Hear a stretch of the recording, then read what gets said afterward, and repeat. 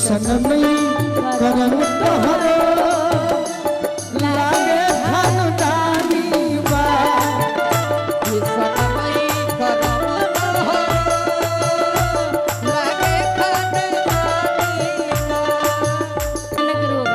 जय हो इसका आप हिंदी पाठ गा दो। इसका आप हिंदी पाठ गा दो। हाँ हिंदी हम गाएंगे। जीती थी जिसके लिए। मैं पहले हिंदी गाऊंगी उसके बाद आप गाइएगा। हाँ हो कि जीती थी जिसके लिए। लेकिन आप पास आइए, इसके लिए थोड़ी, आपके लिए ना।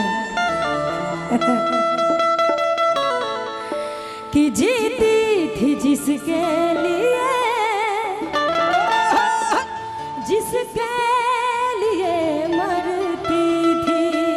अच्छा एक ऐसा लड़का था आराम से जिसे मैं प्यार करती थी। मैं मिथिला का लड़का हूँ। हाँ मिथिला के भाषा में थोड़ा सा गड़बड़ होगा तो आप लोग संभालिएगा। हाँ जी जकरे से लोभ करी छी। ए भाई करी छी इसको क्या कहा जाएगा आप लोग बताइए। मैं बताता हूँ। जकरे से लव कैलू के मिथिला के भाषा में क्या कहल जाई। जकरे से लव करू छी।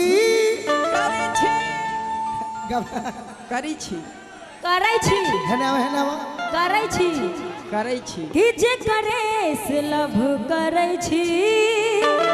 ओकरे से परेशानी छी। छी छी छी तुमने धोखा दिया है। ए सनमई करम तोहरो लागे खानदानी बा। ए सनमई करम तोहरो लागे खानदानी जकरे से लोभ कैलू ओकरे से परेशानी बा।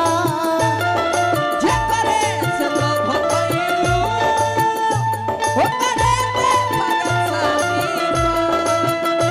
ए सनमई करम तोहरो लागे खानदानी बा। ये सनमई करम तोहरो लागे खानदानी बा। अखिया मिला लयावा गरवा लगा लो हमार बनम। अखियाँ मिला लो गरवा लगा लो हमार तोरा हमके उठा लो हमार बनम। तोरा हमके उठा लो हमार। ए सनमई लागे खानदानी बा। ये सनमई करम तोहरो लागे खानदानी बा। एगो गाना आई रहलो, अब पता न ओकरा के मैथिली कहला कि मगई, उतना जानकारी नहीं थी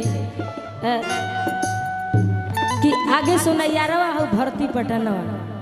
सुन ले बानी नु सबे। मगही